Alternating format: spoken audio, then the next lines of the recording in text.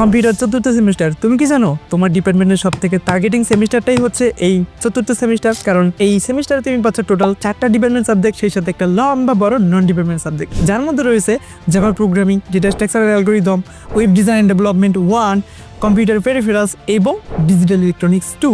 তুমি আরও জানলে খুশি হবা, তোমার এই সেমিস্টার থেকে কিন্তু টোটাল 10% সিজিপিএ অ্যাড হবে তোমার ফাইনাল জিজিপিএতে, এবং এই সেমিস্টারে তোমাকে সিদ্ধান্ত নিতে হবে তুমি আসলে কম্পিউটারের কোন শাখায় কাজ করবা।